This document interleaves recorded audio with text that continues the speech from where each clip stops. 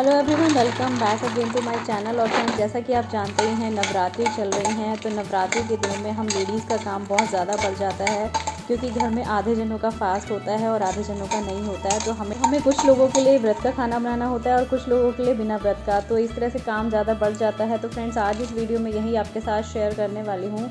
जब भी कोई त्यौहार हो या फिर घर में व्रत चल रहे हों किसी के, तो इस तरह की थोड़ी सी प्रिपरेशन करके आप अपने बढ़े हुए काम को आधा कर सकते हैं। और फ्रेंड्स, नवरात्रि में भी इस तरह की बहुत सारे सामान मिलते हैं जो फास्ट में खाए जाते हैं, जैसे पेठे की मिठाई हो गई, व्रत की नमकीन हो गई, चिप्स हो गई।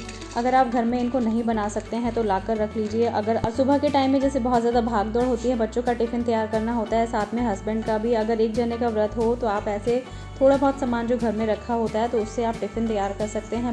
मैं ऐसे मखाने भून कर रख लेती हूँ घी में रोस्ट करके, और टिफ़िन में बच्चों को भी देना होता है या फिर हस्बैंड को देना होता है, तो नवरात्रि डेज़ में मेरा काम आसान हो जाता है। और फ्रेंड्स, इस वीडियो में आपके साथ नवरात्रि की 2 रेसिपी शेयर करूँगी। तो पहले थोड़ा सा प्रिपरेशन करके रख लेते हैं। यहाँ पर जिस तरह से मैंने मखाने भूने थे घी में, इसी तरह से आप मूंगफली को भी ड्राई रोस्ट करके रख सकते हैं। मैं यहाँ पर ड्राई रोस्ट कर रही हूँ।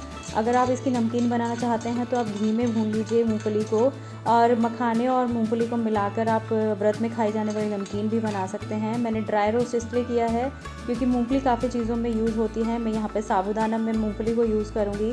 तो अगर आप इस तरह से ड्राई रोस्ट करके रख लेंगे मूंगफली को, इनका छिलका उतार कर, तो आप जब भी साबूदाना बनाएंगे या फिर पीनट की चटनी बनाएंगे या कुछ और भी चीज़ बनाएंगे जिसमें पीनट लगता हो, तो आपको फिर बिल्कुल भी टाइम नहीं लगने वाला है उस रेसिपी को बनाने में। और फ्रेंड्स, इस वीडियो में आपके साथ छोटे छोटे कुछ टिप्स शेयर करूंगी जो आपको किचन में काम करने में हेल्प करेंगे। देखिए, जब हम यहाँ से इस तरह से पीनट भूनते हैं और उनका छिलका निकालने की कोशिश करते हैं फूंक मार के, तो पूरी किचन में छिलके ही छिलके फैल जाते हैं और हमारा काम और ज़्यादा बढ़ जाता है।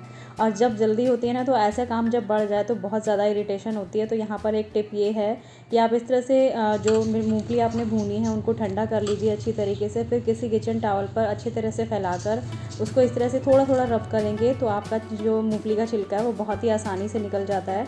यहाँ पर देखिए, किचन टॉवल पर सारा जो मूंगफली का छिलका है वो अलग हो गया है, मूंगफली अलग हो गई है। इस टाइम पर आप इसे पछोड़ भी सकते हैं, लेकिन पछोड़ने से वही होगा, पूरी घर में आपके मतलब मूंगफली के छिलके फैल जाएंगे। तो यहाँ पर मैंने ऐसे ना करके यहाँ पर यूज़ किया है इस छलनी का। तो बस इससे जितना भी छिलका है वो अलग हो गया, और आप इसको आराम से मतलब किसी भी कंटेनर में भर सकते हैं। यहाँ पर ये जुगाड़ वाला फ़ैनल देखिए, किसी बॉटल का ऊपर वाला पार्ट काट के मैंने एक फ़ैनल जैसा बना लिया है। तो मैंने इस तरह के 2 बना रखे हैं। अभी आगे वीडियो में आपको देखने के लिए मिलेगा कुछ जो मतलब मोटे ऑब्जेक्ट्स होते हैं, जैसे इस तरह के दाने हैं। तो इसके लिए यहाँ पर बड़ी बॉटल का जो ऊपर वाला हिस्सा है वो काट के मैंने रखा है। तो इससे आसानी से मैंने इस बॉटल के अंदर सारी मूँगफली बिना गिराए फिल कर ली हैं। और फ्रेंड्स, यहाँ पर जो साबूदाना है वो मैंने रात को भिगो के रख दिया था, उसकी क्लिप मैं शूट नहीं कर पाई थी। और बस फिर उसको मैंने सुबह इस तरह से छन्नी में डाल के रख लिया है। उसका सारा जो पानी है वो अलग हो गया है। हमारा जो साबूदाना की खिचड़ी हम बनाते हैं वो चिपचिपी इसीलिए बनती है क्योंकि हम इसका पानी निचोड़ते ही नहीं है। तो यहाँ ज़्यादा पानी होने की वजह से ना हमारी साबूदाने की खिचड़ी चिपचिपी बनती है। तो आप यहाँ पर एक और टिप अभी देखिएगा। और यहाँ पर यही जो मैंने फ़ैनल यूज़ करा था इसको डालने के लिए, उसी की हेल्प से मैंने यहाँ पर मूँगफली है वो जो कल्हड़ में है वो कूट ली है, और इससे बिल्कुल भी मतलब हमारी मूँगफली है इधर उधर नहीं बिखरेगी। आप जैसे काली मिर्च वगैरह कूटते हैं ना, तो वो उछलती होगी, तो वो इसकी वजह से बिल्कुल भी नहीं उछलेगी और आपका काम बिल्कुल भी नहीं बढ़ेगा। और यहाँ पर टिप ये है कि जो साबूदाना मैंने यहाँ पर छान के रखा था उसके अंदर मैंने मूंगफली का पाउडर मिला लिया है। तो मूंगफली का पाउडर सारा जो एक्स्ट्रा पानी है वो एब्जॉर्ब कर लेगा, और इसकी वजह से भी हमारी साबूदाने की खिचड़ी बिल्कुल खिली खिली बनेगी। बस यहाँ पे मैंने कुछ चीज़ें काट के रख ली थी क्योंकि नवरात्रि डेज़ में बन रहा है, तो जो चीज़ें आप खाते हैं वो डाल लीजिए। मैंने यहाँ पे आलू काटा था और कड़ी पत्ते का छौंक लगा दिया है, उसके पहले मैंने जीरा डाल दिया था। और नॉर्मल डेज़ में आप बनाते हैं तो राई का छौंका लगा सकते हैं। बस जब सारी चीज़ें गल गई हैं तो मैंने वहाँ पर उसमें डाल दिया है थोड़ा सा टमाटर, और हाँ, काजू भी डाला है। तो बस यही ध्यान रखते हुए बनाइएगा, अगर आप नवरात्रि डेज़ में बना रहे हैं तो जो चीज़ें आप खाते हैं वो ऐड कर लीजिएगा। अगर आप सुबह सुबह बच्चों के टिफ़िन में भी इस तरह से बनाएंगे तो बहुत जल्दी आप ये रेसिपी तैयार कर लेंगे।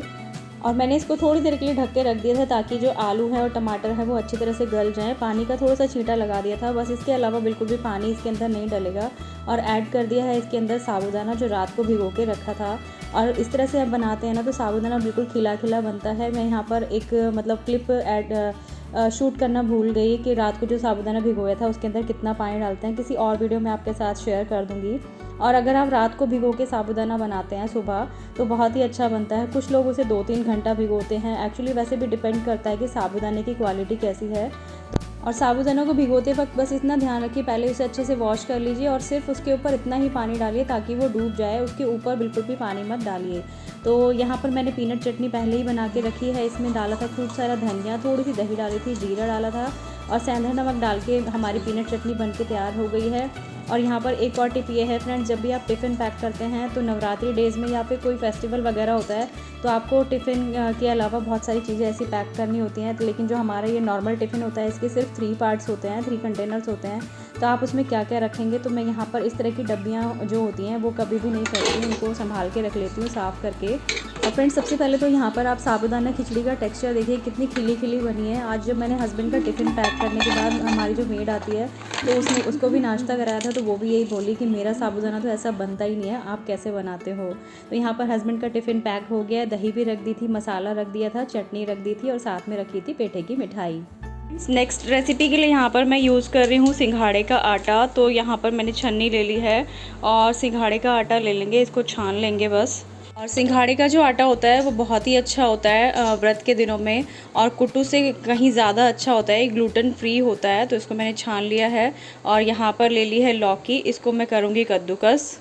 तो फ्रेंड्स देखिए यहाँ पे लौकी घिस ली है मैंने, यहाँ पे इसमें थोड़ा सा लिया है कड़ी पत्ता और थोड़ा सा मैं यहाँ पे निकाल के रख दूँगी ये जो लौकी है। तो इससे बन जाएगा थोड़ा सा रायता, 1 मील के लिए यहाँ पर रायता बन जाएगा। और ये जो है लौकी इसके अंदर मैं डाल दूँगी और इसके अंदर आप हरी मिर्चें, धनिया पत्ता वगैरह काट कर डाल सकते हैं। अभी मेरी सब्जियां आई नहीं हैं तो मैं हस्बैंड गए हुए मार्केट सब्जियां लेने के लिए, तो जैसे ही धनिया पत्ता आ जाएगा मैं इसके अंदर धनिया पत्ता काट के डाल दूँगी। और इसके अंदर डालेंगे बस थोड़ा सा सेंधा नमक। और इसके अंदर अगर आप लाल मिर्च खाते हैं तो लाल मिर्च ऐड कर लीजिए। तो यहाँ पर मैं डाल रही हूँ इसके अंदर धनिया, क्योंकि धनिया तो व्रत में खाया ही जाता है, तो पिसा हुआ धनिया भी यूज़ करते हैं हम तो। और अगर आप जो चीज़ें आप नहीं खाते हैं वो अवॉइड कर सकते हैं। इसमें मैंने डाली है मिर्ची। फ्रेंड्स इसके अंदर थोड़ा थोड़ा पानी मिलाकर इसका हम गाढ़ा घोल तैयार कर लेंगे, जैसे हम बेसन के चीले बनाते हैं सेम उसी तरीके से। तो मैं धीरे धीरे पानी ऐड कर रही हूँ ताकि ये एकदम पतला ना हो जाए। और इसको कर लेंगे मिक्स। तो फ्रेंड्स देखिए यहाँ पर इस तरह की कंसिस्टेंसी अभी मैंने रखी है। अगर आप इस तरह की कंसिस्टेंसी रखेंगे तो जैसे घिया के कोफ्ते बनाए जाते हैं ना, सेम वो भी बन सकते हैं। लेकिन मुझे फ्राइड फूड नहीं बनाना है क्योंकि हस्बैंड के लिए फ़ास्ट का मैं खाना बना रही हूँ, तो उन्होंने मना किया था कि फ्राइड मत बनाना आज। तो बस इसको थोड़ा सा और मैं पतला करूँगी पानी डालकर, और इसके बनाऊँगी मैं सिंघाड़े के आटे के व्रत वाले चीले। तो देखिए फ्रेंड्स इसकी जो कंसिस्टेंसी है इस तरह की होनी चाहिए। बस इसको थोड़ी देर रेस्ट करने के लिए रख दिया है मैंने यहाँ पर, और तब तक यहाँ पे मैंने जो लौकी बची थी इसको उबालने के लिए रख दिया है। इसका बन जाएगा रायता।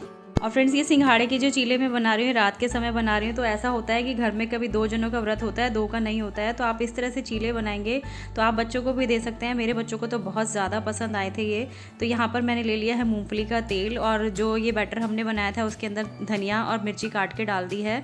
बस यहाँ पर जैसे बेसन के चीले बनाते हैं सेम वैसे ही इसको पोर करना है। ज़्यादा मोटा भी मत बनाइएगा, ना ज़्यादा पतला बनाइएगा।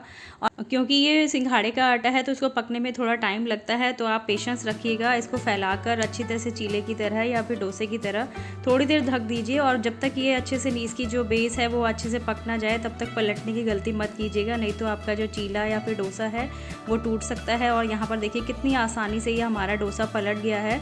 दूसरी साइड जो होती है उसको सिकने में भी इतना ही टाइम लगेगा, आप उसको भी ढककर पका लीजिए। और इसकी एक साइड पकने में ज़्यादा से ज़्यादा 2-3 मिनट लगेंगे, लेकिन पेशेंस वाइज बनाएंगे तो आपके चीले एकदम परफेक्ट बनेंगे। और यहाँ पर मैंने जो एक फर्स्ट चीला है वो सिंपल बनाया है।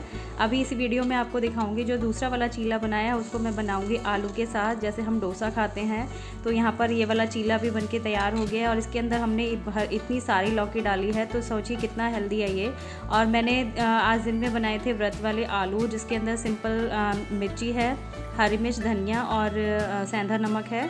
तो बस यही इस चीले के ऊपर ही आप ये अच्छी तरह से फैला दीजिए आलू, और हमारा आलू वाला डोसा बनके तैयार हो जाएगा। इसकी दोनों साइड अच्छे से सेक लीजिए और धीमी आंच पर इसको थोड़ी देर ढककर पकाएंगे तो ये और ज़्यादा क्रिस्पी हो जाएगा। बस इसको कट कर लीजिए, फिर इसको बीच में से जैसे डोसा कट करते हैं। और सच में बहुत ही टेस्टी बना था। मैंने इसको कम बनाया था, फिर बच्चों ने बोला कि मम्मा ऐसे ही बना दिया करो। तो कुछ ऐसी रेसिपीज़ ट्राई करनी चाहिए जिसमें आपकी मेहनत भी कम लगे और सब लोग मिलकर खा भी सके और एंजॉय भी कर सके। तो यहाँ पर जो और लौकी का रायता है वो भी मेरा बन गया है, साथ में है पीनट चटनी। और इसी तरह से प्रिपरेशन करके आप मखाने की खीर या फिर साबूदाना की खिचड़ी या फिर साबूदाने की खीर भी बना सकते हैं। और ये थी आज की व्रत की थाली। आई होप फ्रेंड्स ये वीडियो आपके लिए यूज़फुल रहा होगा, तो लाइक कीजिएगा और चैनल पर फर्स्ट टाइम विजिट किया तो ऐसी वीडियोस देखने के लिए सब्सक्राइब कर लीजिएगा। आपसे जल्दी ही मिलूंगी नेक्स्ट वीडियो में। Bye bye.